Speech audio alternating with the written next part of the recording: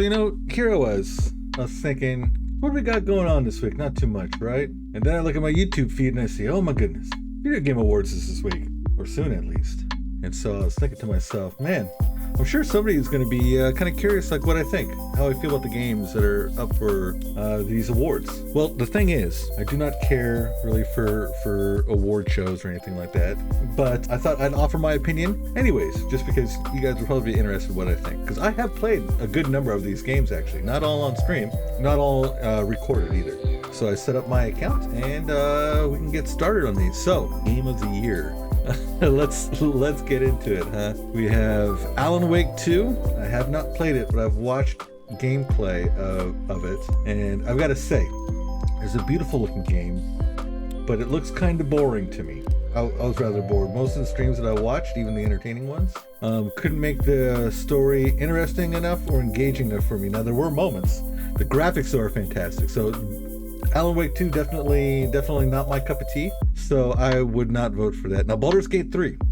I have not beaten Baldur's Gate 3, but I am in Act 3.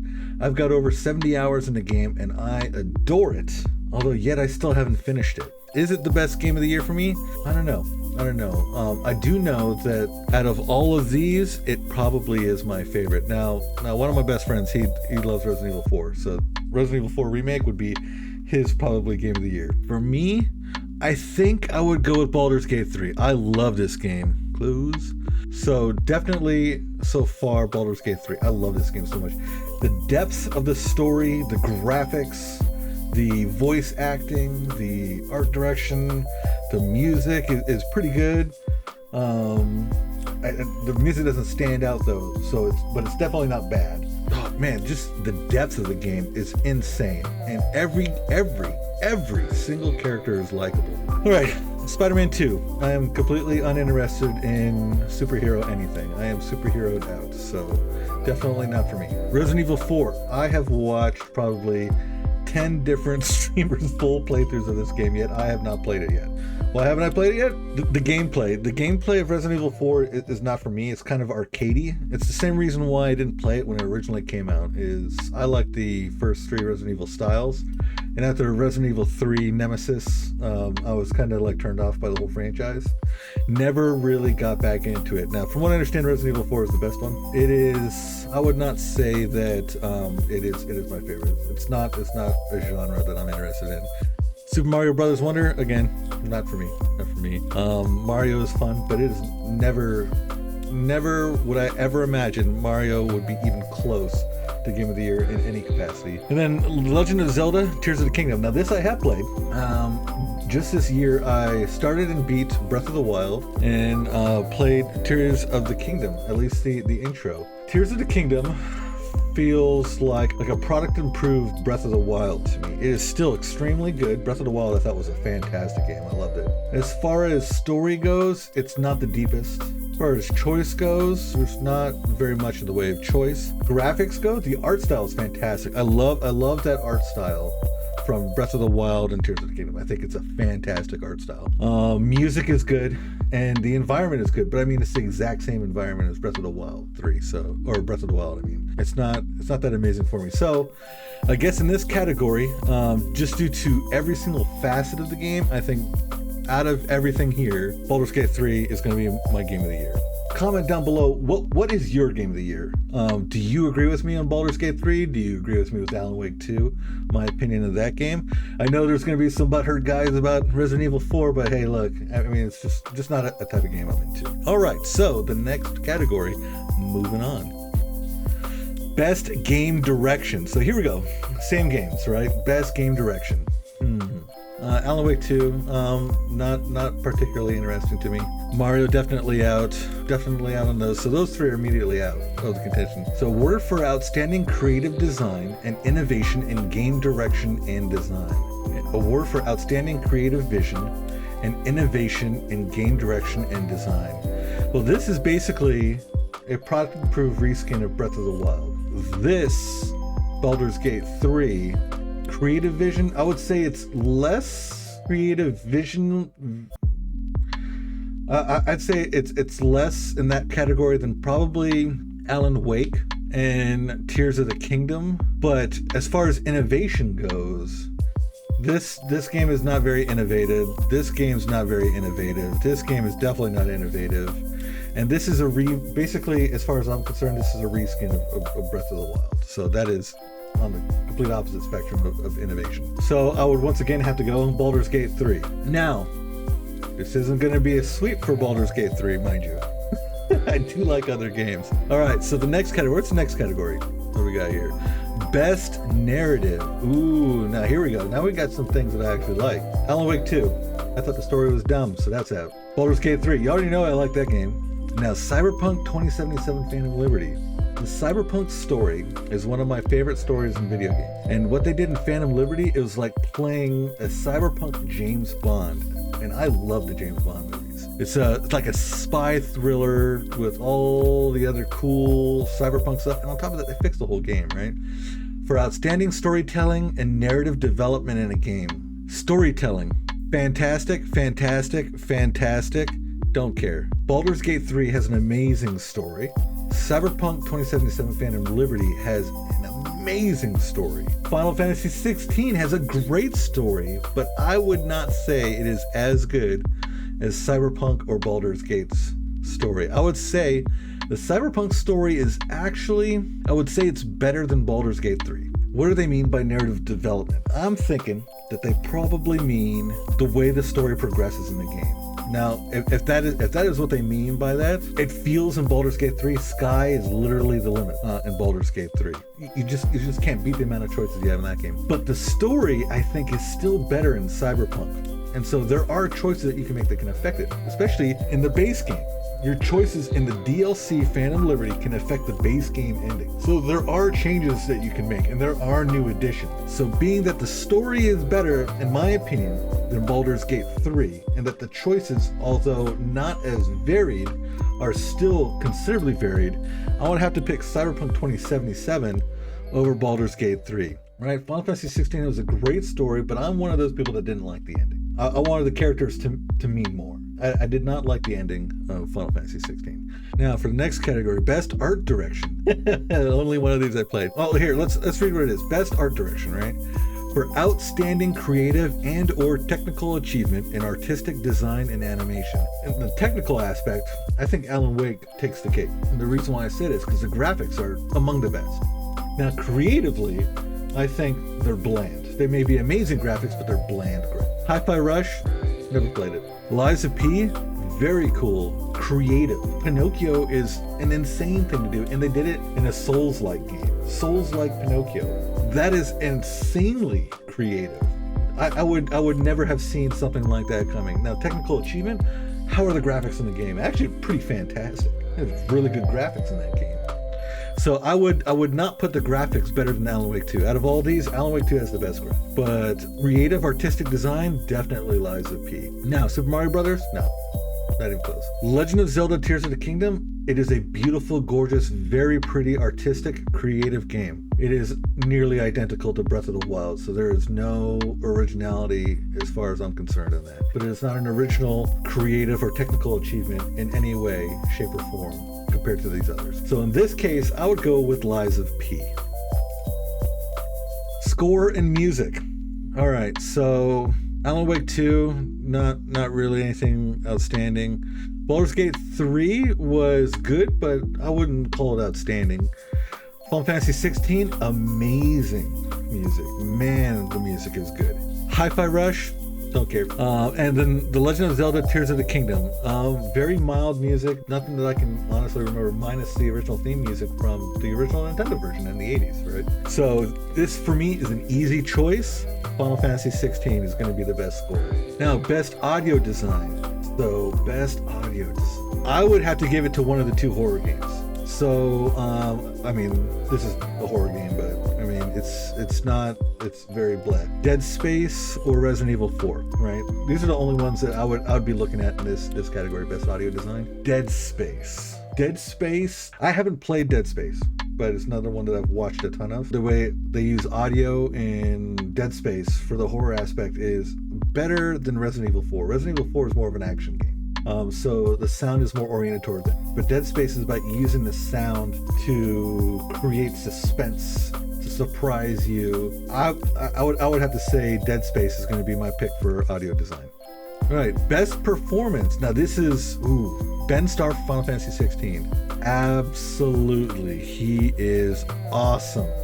He is Clive. Fantastic voice acting, amazing voice acting. Very, very, very good. Cameron Monaghan from Star Wars Jedi Survivor. I did play this on PS5. He did a fantastic job too. It is also extremely good, but there are parts where it could be more of a direction thing, so the emotion is quite not where it would be. Clive fits a lot of that better, and his screams and his emotional outbursts as Clive, fantastic. Now, Idris Elba, perfect. But here's the problem. Idris Elba in Cyberpunk was Idris Elba. His character was Idris Elba. His voice actor was Idris Elba. His voice was Idris Elba. Ben Starr's doing the voice acting for Clive. He was Clive. Idris Elba in Cyberpunk was Idris Elba. His character was amazing. His character is one of my favorite characters in Cyberpunk Phantom Liberty. But it didn't seem, it was just Idris Elba basic. Ben Starr's voice acting was, in my opinion, voice acting. Then Melanie Liburd, Alan Wake 2, no. The voice acting was mediocre, I would say. Not particularly very good. Neil Newborn, Baldur's Gate 3. He's the vampire dude, isn't he? He's a vampire guy. It'd be between him and Ben Starr for me. Since I'm not sure which one he is. I think he's Astarion. I think that's who he is. It'd be a hard pick between him and him. So Astarion or Ben Starr, like, oh man, he does such a good job being his character in that. And then he does such a good job expressing emotion in his voice acting. I'm gonna have to go with Ben Starr. Yeah, I'm gonna have to go with Ben Starr for this one. So for the next category, we've got innovation and accessibility. Now, I don't need any of the accessibility features. Some people do. And it really comes down to one thing. Does it have a ton of accessibility? Yes or no? Diablo 4, poorly designed like color schemes and stuff like that. So that's out of the picture. Forza Motorsport, it's a racing game. So I don't know how, I don't play racing games anymore. I haven't done it since I was in high school. Hi-Fi Rush, no clue. Marvel Spider-Man, no clue. Mortal Kombat 1, from what I understand, it's basically got to play it with stealth mode. And Street Fighter 6. So it'd be between one of these two, I think. I'm not going to be 100% sure, since the only thing I have even the slightest inkling of knowledge on would be Mortal Kombat 1. That's what I'm going to give it to. But in this category, I honestly don't know the games well enough, except for Diablo 4. Games for Impact, thought-provoking game with a pro-social meaning or message. Who cares? People who make these types of games don't like games. Next, best ongoing. All right, so Genshin Impact, Fortnite, Final Fantasy 14, Cyberpunk 2077, and Apex Legends. I haven't played Apex. I have played a little bit of Fortnite. I don't like it. My kid used to play it. He doesn't play it anymore. I'm sure it does fine for the Fortnite audience. Genshin Impact, I don't play gacha games. I would have to look at Final Fantasy 14, Cyberpunk 2077. Now, outstanding development and ongoing content. They messed up development hard on 2077. They didn't fix it until within the last 9 months. Is that ongoing development? Is the current content exceptional? Absolutely. But the state it released in is inexcusable. You can't start from -100 and now you're at 100 and call that fantastic. It should have been 100 and it should be 150 right now. So I'm not gonna give it to Cyberpunk 2077. Now, Final Fantasy 14, I hear a lot of people didn't like Endwalker. Now, I actually played Final Fantasy 14 through all the expansions, including Endwalker. I haven't played the latest Endwalker DLC because I don't feel like buying the game all over again just to unlock it on my PC. You want to understand the Genshin people? They love their game. Fortnite, love their game. Final Fantasy 14, not so much. Not so much with Endwalker. I liked it, but I also didn't finish the complete Endwalker. Cyberpunk 2077, they really messed up a lot of the development, so I'm not going to give it to them. Apex Legends, I hear it's popular. I don't want to vote for something unsure of. Pretty happy with Final Fantasy 14, so I'm going to give them the vote here. Now, best community support, definitely not Cyberpunk. Cyberpunk's immediately out because they lied to the community. They lied about what their game was capable of, and they kept updating the wrong stuff during the initial phases of repairing the game to a state where it was functional. Destiny 2, absolute trash game with trash support. Final Fantasy 14, amazing community support. No Man's Sky, another one. This is the story that Cyberpunk would have had if it was actually a functioning game when it released. No Man's Sky released terribly. Cyberpunk released terribly. Destiny was released and maintained terribly by Bungie. Bungie is doing a terrible job with Destiny. Final Fantasy XIV, the player base is not happy with the game. Support, transparency, and responsiveness is usually pretty good with Yoshi P and his team. But I've been out of the loop on Final Fantasy XIV. So for now, I'll leave these three out. So I'll look at No Man's Sky and Baldur's Gate 3. Baldur's Gate 3, amazing customer support. It came out perfect. They've been adding more patches. They've been patching things that people didn't even know it needed. They've been very open, transparent, and communicative with the entire public. No Man's Sky, when they released and the amount of crap that they got, they locked down. Granted, they were fixing the product, but they locked down and did not communicate with the community except for maybe 6 months later. They put out a message, all right, we're working on it, stand by. A few months later, all right, we're still working on it, stand by. Baldur's Gate 3 is like every other day. Larian is like, hey guys, I'm glad you're liking this. Hey, check this out. We're gonna do this. You know, stuff like that. Like Larian Studios, definitely my pick for community support. Now, best independent game. I don't play a lot of independent games. I don't know, I'll just give Dave the Diver. It's got a fun name. Best debut indie game. Again, don't know. I've heard Pizza Tower mentioned a lot. Oh, I do Pizza Tower. Sounds fun too. Best mobile game. Ever Crisis. Hello Kitty Island Adventure, Honkai Star Rail, Monster Hunter Now. I always see this put in the same category as Genshin Impact, so this has got to be good. My Final Fantasy fanboy wants to pick Final Fantasy VII Ever Crisis, but I haven't played it. Hello Kitty, there's no way that this thing is remotely massively popular. Monster Hunter Now, honestly, I haven't heard hardly anything about this game, so I don't think it's all that good if I'm not hearing anything about it. I hear about this game. I know about this game. I haven't heard about these three. So I'm going to have to go with Honkai Star Rail since it's even in the same tier as Genshin Impact, so it's got to be good.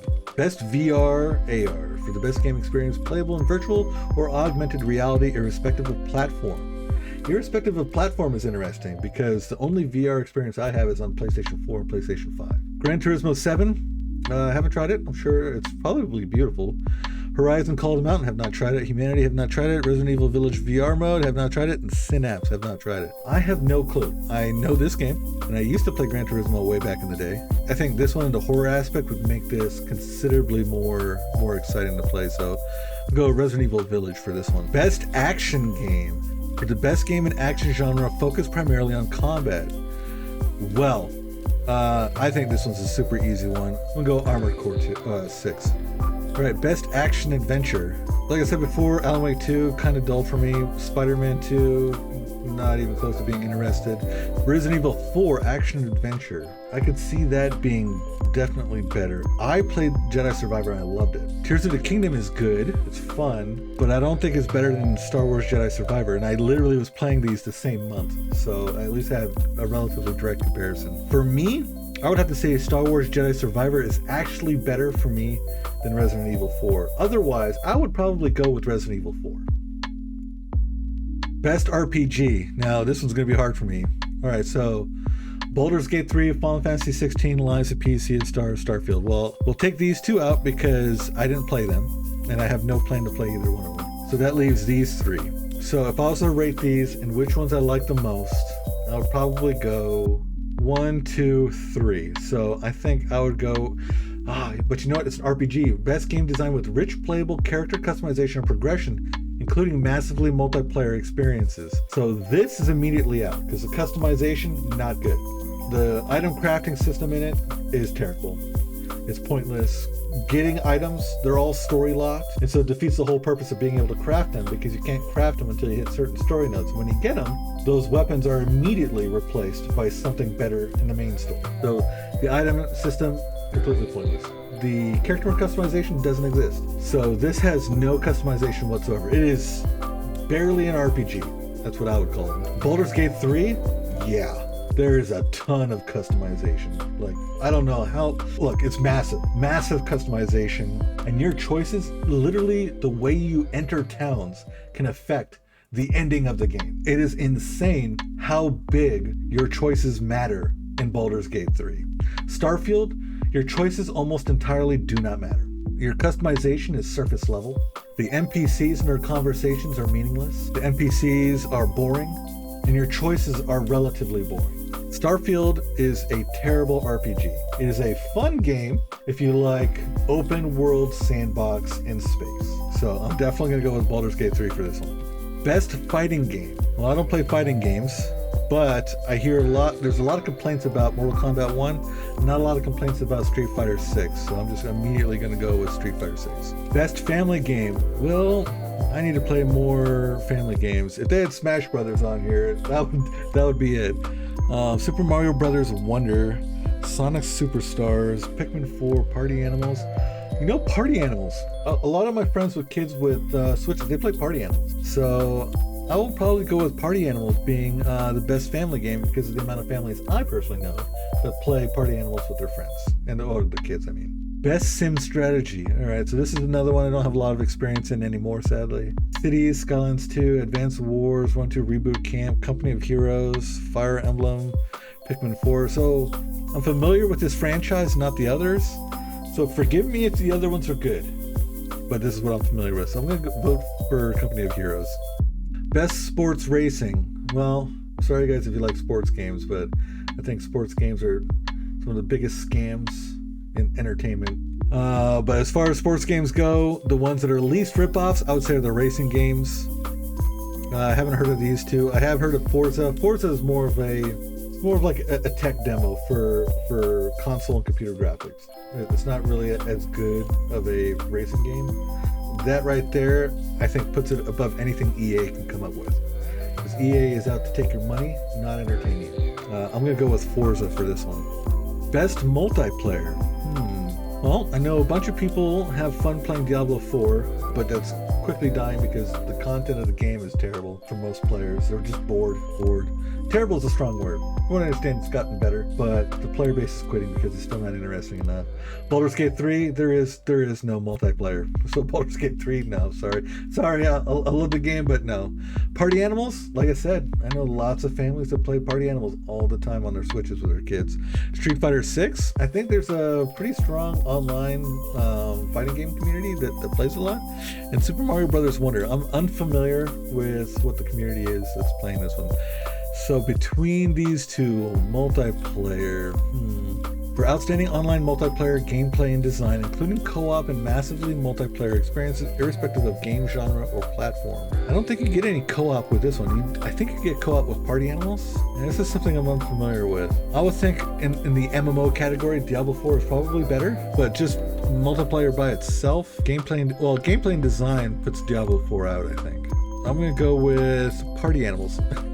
I'm gonna be the oddball. Right, best adaptation. So wait, video games, so now we're voting on TV shows now? Recognizing outstanding creative work that faithfully and authentically adapts a video game to another entertainment medium. Gran Turismo I heard was good for that. It translates well. Last of Us I heard was not doing so well translating the game. They're making a lot of odd changes. Super Mario Brothers the movie I heard was really good. Twisted Metal, I have not heard about that. I did not realize that was something. Castlevania Nocturne, oh man, nostalgia right there. I would have to say Super Mario because from what I understand, they even had like little tidbits from the games, like actual comments and things like that. So I'm gonna go with Super Mario Brothers. Most anticipated game, 7 Rebirth for me, 100%. That's it. 7 Rebirth. Nothing else. 7 Rebirth, I'm planning how to get everything lined up to play it, and it's not coming out for like 4 months. Like, that's how anticipated I am for that. I want to play Final Fantasy 7 Rebirth so bad. Content Creator of the Year, never heard of. I literally don't know any of you, so skip. Alright, best esports game.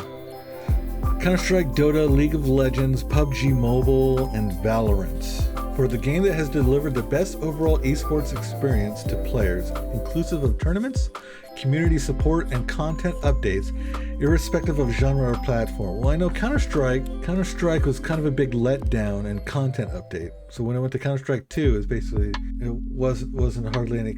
I know I played the day it updated to Counter-Strike 2, and it was nothing. It was like a no content update. It was weird. Dota 2.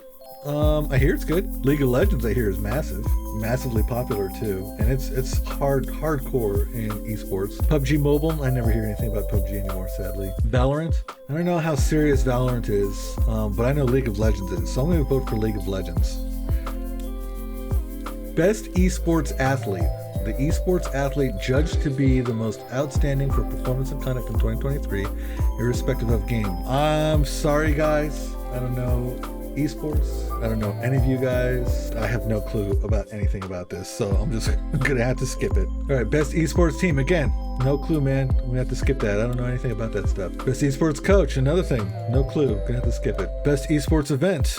Have I heard of any of these? League of Legends World Champion, I have heard of that, and the Valorant Championships, I've heard of that. I'm gonna go with this one because it is bigger. Those are my picks for the Video Game Awards. Baldur's Gate 3 is definitely the pick for me for the year.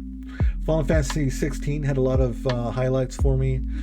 Tears of the Kingdom was a good game, but I don't think it exceeds in any of the categories that it was nominated for. Resident Evil 4, I could see that winning some of the slots. But for me personally, Resident Evil 4 is not a pick for any of the categories. Alan Wake 2, amazing looking game. The story for me looks entirely too boring. So it's not a pick for anything for me. If there was just a graphics category, it would probably win graphics for the year. But artistic design, I think, is a problem with that game. Voice actors, gameplay, graphics, stories. You've heard my opinions on all of these. If you disagree with any of those opinions, or you agree and you want to explain maybe your decisions for or against, go ahead and comment down below and let's discuss it. We have a couple of days till the Game Awards come out. If you enjoyed the video, go ahead and give us a like. And if you enjoy content like this, or you'd like to see some of our streams, go ahead and subscribe. Hit that notification bell so you're notified when we go live. And check out some of our older content in our past live streams. Until next time, have a good one.